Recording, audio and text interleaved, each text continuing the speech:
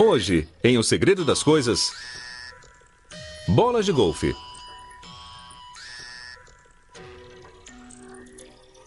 Puxadores de móveis. Parquímetros.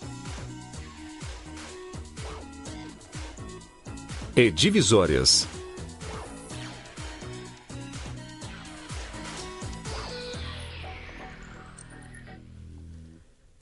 Diferentes tipos de bolas de golfe significam resultados diferentes. Os golfistas extremamente talentosos muitas vezes usam o que é chamado de bola enrolada, uma bola feita de um fio de borracha enrolado bem apertado sobre o núcleo porque seu voo é mais controlável. Mas a maioria usa o que é chamado de bola de duas peças, uma bola cujo núcleo é coberto por um material texturizado. A bola de golfe de hoje percorreu um longo caminho se levarmos em conta que as primeiras eram feitas de penas. Isto é o que tem dentro delas agora, uma borracha flexível. Ela é combinada com outros produtos químicos para criar uma massa quente e depois enrolada como uma massa de torta sendo esfriada entre dois enormes tambores de aço. A seguir, as folhas de borracha enroladas são inseridas nesta máquina, chamada de extrusora. Há um pistão dentro dela que força a borracha a passar por uma matriz. Isso cria formas que lembram marshmallows grandes chamados de tarugos. Uma esteira as envia para uma máquina de molde de compressão. Aqui, um operário posiciona os tarugos em um molde de aço. Os tarugos muitas vezes variam de cor, dependendo do tipo de bola sendo produzido. Quando a porta se fecha, a parte inferior do molde é pressionada contra a parte superior, aplicando mais de 1 tonelada de pressão. Este é um sistema que dá forma e assa, porque dentro do molde, a borracha recém-arredondada está cozinhando a 167 graus Celsius. Ela é assada por 13 minutos para endurecer. Depois que ela é resfriada com água, um operário coloca um pedaço de plexiglass com furos sobre o molde. Isso segura as rebarbas que sobraram, de modo que só as bolas sejam apanhadas pelo vácuo.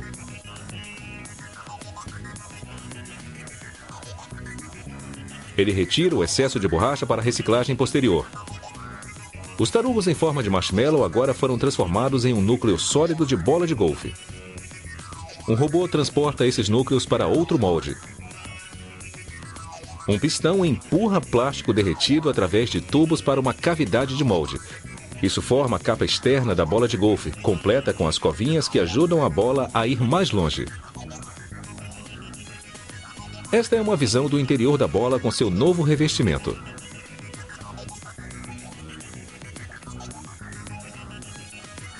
Este sistema de moldagem por injeção gera 4 dúzias de bolas de golfe por minuto.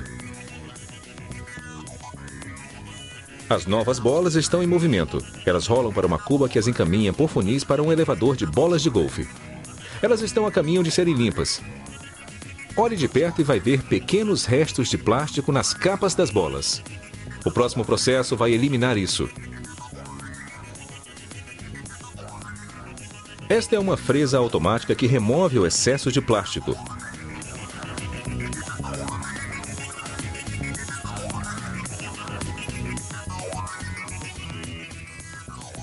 Esta é uma bola de golfe antes da fresagem. E aqui está ela depois. Os restos de plástico foram removidos. A seguir, braços robóticos levam as bolas de golfe para a entrada de uma calha. Este é um ponto de verificação de qualidade. Se a bola não estiver lisa e uniforme, ela não passará por este orifício. Agora, uma roda leva as bolas de golfe para uma máquina de impressão. Braços robóticos carregam almofadas de silício para uma placa de aço gravada. As almofadas absorvem tinta da placa gravada e a transferem para as bolas.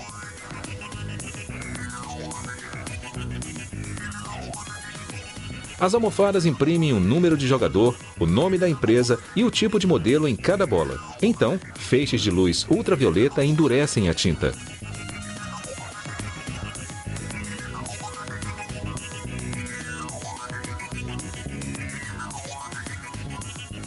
As bolas são colocadas em um recipiente, mas algumas bolas são desviadas para outra máquina de impressão.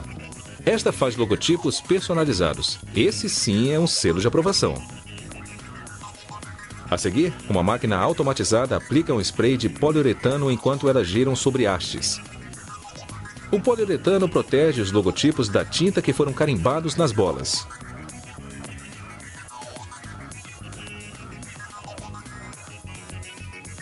Braços robóticos carregam as bolas de golfe molhadas para uma prateleira que sequem, cozinhando a 65 graus Celsius por 5 minutos. Então, estão prontas. E essa é a técnica por trás da bola de golfe. Agora cabe a você explicar sua técnica de golfe.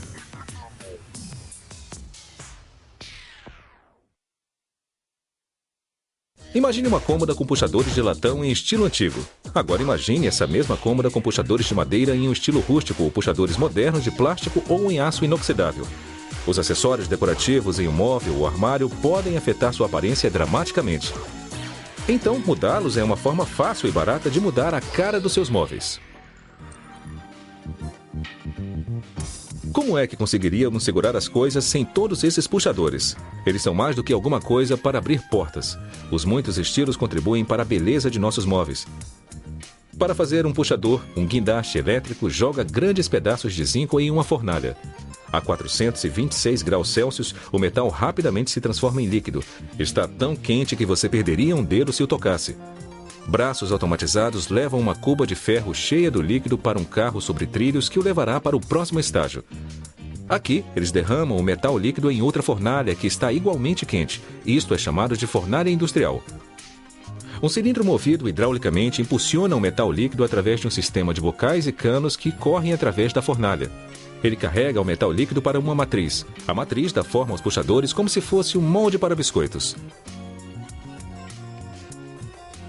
A água banha a matriz. Isso resfria o zinco e ele endurece na forma do puxador como um excesso de metal que terá de ser removido. Agora que foram resfriados, é seguro tocá-los e remover um pouco do excesso. Um operário remove um pouco e joga no recipiente para a reciclagem posterior. E as formas dos puxadores vão para um recipiente separado. Mas ainda há algumas sobras de metal nos puxadores chamados de rebarbas. Então, uma centrífuga agita os puxadores mecanicamente e remove qualquer excesso que possa ter sobrado. É muito mais rápido que remover esses pedaços à mão.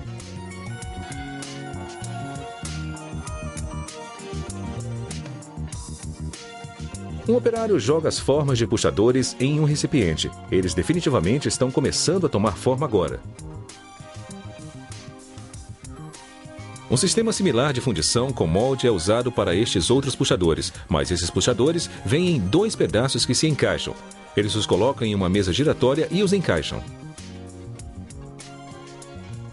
Depois, uma prensa hidráulica de 4 toneladas pressiona o puxador e essa pressão sela os pedaços. Eles despejam uma mistura de água e óleo nos puxadores para esfriar e lubrificá-los, enquanto uma máquina automatizada insere um parafuso na parte de trás do puxador. Isso cria um padrão de rosca dentro dele, de modo que ele possa facilmente ser aparafusado nos móveis mais tarde. Agora, eles mergulham os puxadores em um banho químico. Os produtos químicos ajudam a conduzir eletricidade. Esse processo é chamado de cromagem.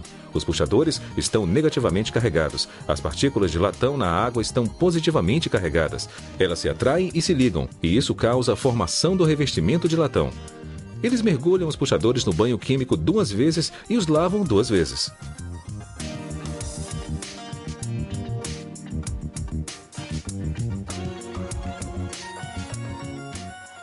A seguir, eles mergulham os puxadores em um tonel de ácido. Isso os oxida, enegrecendo o acabamento para fazê-lo parecer envelhecido. Este puxador de latão acaba de envelhecer 100 anos em apenas poucos minutos. Agora, eles levam os puxadores para um grande polidor redondo. Ele é chamado de vibrador circular. Os puxadores são misturados com rolamentos de aço. A máquina vibra e a fricção dos rolamentos vai polir os puxadores. Agora, os puxadores de latão antigo têm um acabamento com maior polimento.